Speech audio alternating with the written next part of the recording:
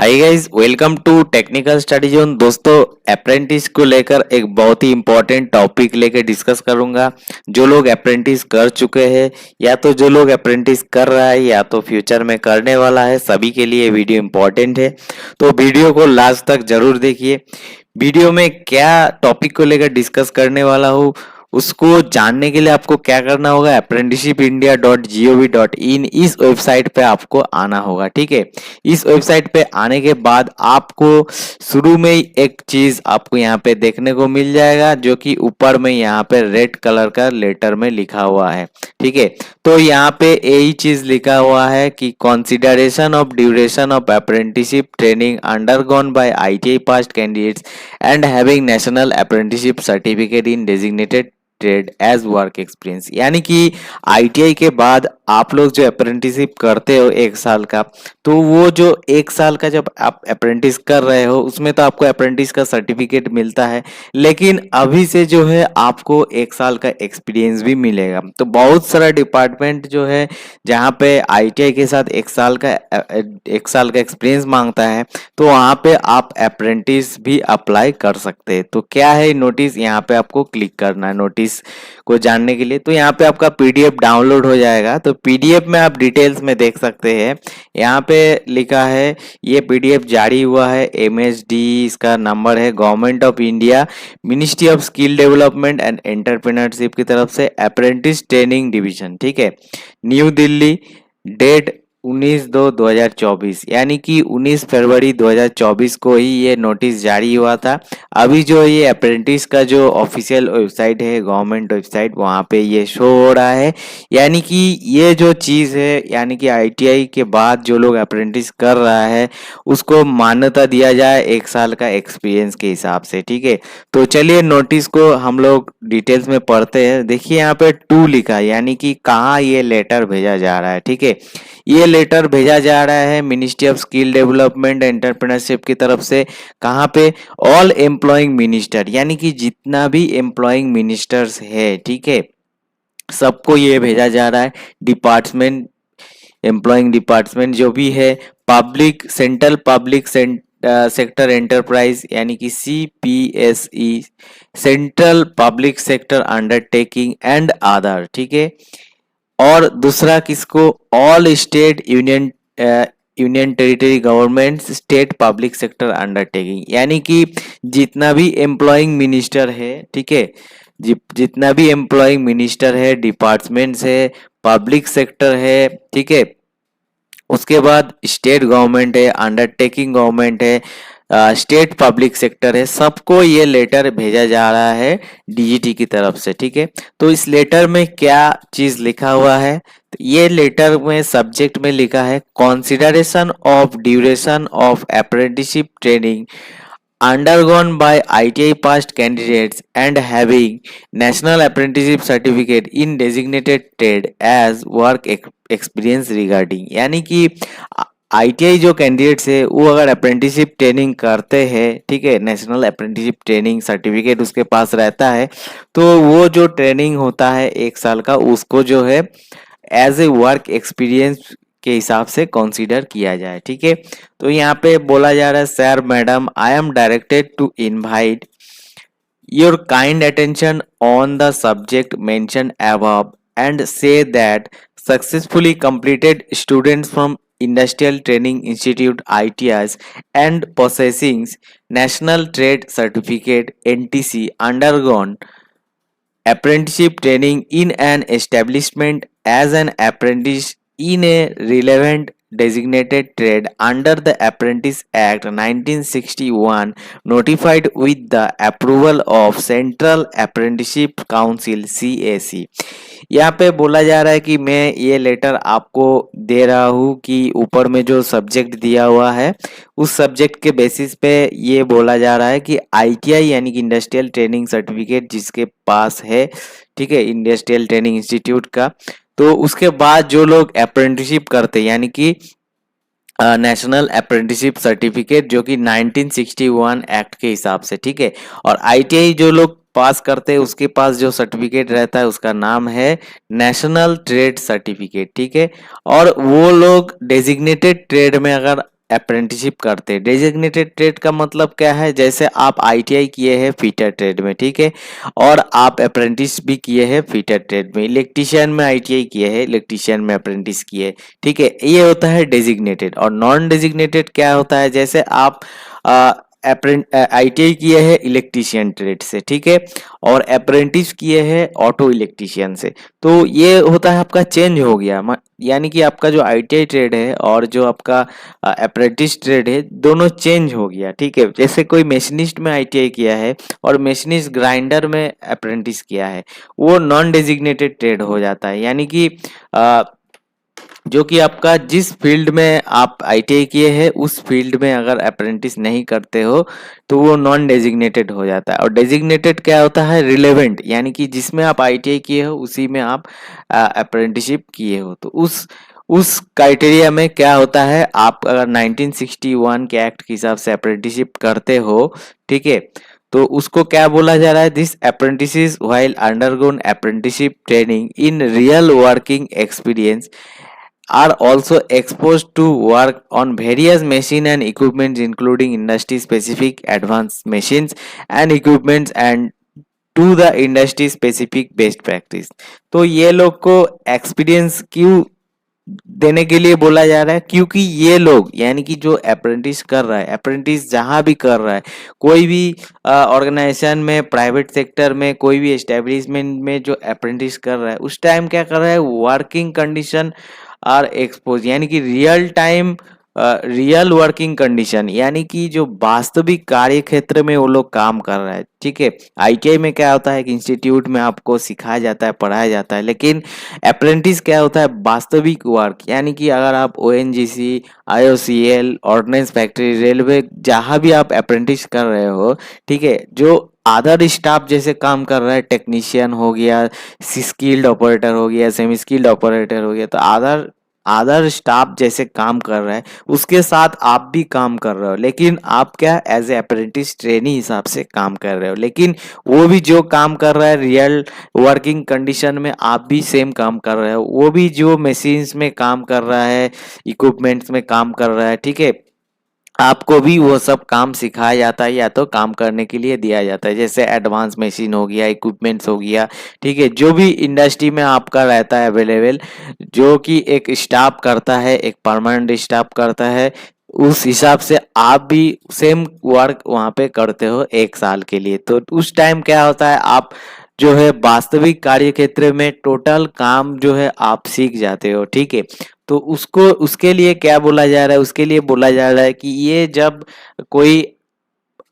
Student जो है जो कि वास्तविक काम कर रहा है तो उसको ट्रेनिंग नहीं, उसको एक्सपीरियंस के हिसाब से देखा जाए। ट्रेनिंग क्या होता है, जो कि स्कूल में, इंस्टीट्यूट में, आईटीआई में, ठीक है, वो होता है ट्रेनिंग जहाँ पे आप प्रैक्टिकल कर रहे हो, लेकिन एक लिमिटेड, और जो है थियोरी वगैरह सब कुछ वहाँ पे होता है, क्लासेस होता है, वो होता है एक आपका ट्रेनिंग। लेकिन जब आप काम कर रहे हो अप्रेंटिस, तो यहाँ पे आपको डेली काम ही करना पड़ता है, वहाँ पे किसी भी तरह के क्लास वगैरह ये सब नहीं होता है, जो कि आप आईटीआई करने के बाद करते हो, ठीक है। और जो लोग 10th के बाद अप्रेंटिस करते हैं वो लोग का क्लास होता है, जिस डिपार्टमेंट में क्लास होता है, थ्योरी होता है, वो भी बहुत रेयर, मतलब लिमिटेड क्लास रहता है, ठीक है, वो लोग का बात नहीं कर रहा है। जो लोग आईटीआई के बाद अप्रेंटिस किया है खाली उसी लोग का बात बोला जा रहा है। जो लोग 10th के बाद डायरेक्ट अप्रेंटिस कर लेता है रेलवे से, गार्डन शिप बिल्डर से, ऑर्डिनेंस फैक्ट्री से, वो लोग को लिए ये लेटर नहीं है। यानी कि अगर आप मान लीजिए कि 10th के बाद डायरेक्ट अप्रेंटिसशिप किए हैं 3 साल का या 2 साल का, तो इस आप ये चीज के लिए एलिजिबल नहीं हो। यानी कि आप 3 साल का अप्रेंटिस कर लिए हैं, तब जाके आप बोलोगे कि मेरा 3 साल का एक्सपीरियंस है, तो आपको मान्यता नहीं दिया जाएगा। ओनली आईटीआई कैंडिडेट्स को, जो कि 2 साल आईटीआई कर चुका है, यानी कि उसके पास नॉलेज है, उसके पास सर्टिफिकेट है, उसके बाद वो 1 साल का अप्रेंटिस कर रहा है, यानी कि वो अप्रेंटिस में वो काम सीख रहा है, काम कर रहा है, और रियल यानी कि वास्तविक वर्क कंडीशन में वो काम कर रहा है। तो इसीलिए उसका जो 1 साल का जो अप्रेंटिस ट्रेनिंग होता है उसको ट्रेनिंग नहीं, उसको एज ए एक्सपीरियंस के हिसाब से माना जाए। ठीक है, तो यहाँ पे बोला जा रहा है considering the above and also on request received on various occasions, the ministry has decided that apprenticeship training of 1 year and above may be considered as work experience of 1 year in regard to those apprenticeship with ITI qualification under Schedule 1 and Apprenticeship Rule 1992 who possesses National Apprenticeship Certificate for employment under Central State Department establishment। यानी कि ये बोला जा रहा है, ministry ये decide किया है कि आप वास्तविक काम कर रहे हो, इसीलिए जो आईटीआई के बाद अप्रेंटिसशिप करते हैं, जो कि नेशनल अप्रेंटिसशिप सर्टिफिकेट प्राप्त करते हैं सेंट्रल, स्टेट और कोई भी गवर्नमेंट एस्टेब्लिशमेंट के तरफ से, तो वो जो होता है 1 साल का या तो उससे ज्यादा, जो जितना दिन का आप जो है अप्रेंटिस किए हैं, तो 1 साल का जो है आपको यहाँ पे एज ए वर्क एक्सपीरियंस मिलने वाला है। ठीक है, और ये बोला जा रहा है 3 नंबर पॉइंट में, you are therefore requested to implement the revision and amend incorporate suitably in the recruitment rules for such posts so that ITI qualified candidates possesses NSCs whose duration of apprentice training as stated above in considered as experience while applying job opportunities in different central state department establishment, central public sector enterprises, central public sector undertaking, state public sector undertaking। तो 3 number point में ये बोला जा रहा है कि आप अपना जो रिक्रूटमेंट रूल्स है, कोई भी गवर्नमेंट ऑर्गेनाइजेशन, सेंट्रल हो, स्टेट हो, पब्लिक सेक्टर अंडरटेकिंग हो, पीएससी हो, और जो भी मिनिस्ट्री हो, कोई भी आपका गवर्नमेंट ऑर्गेनाइजेशन, आपका जो रिक्रूटमेंट रूल है, अगर आपका रिक्रूटमेंट रूल में ये लिखा हुआ है कि आपका जो है आईटीआई के साथ 1 साल का अप्रेंटिस चाहिए या तो 2 साल का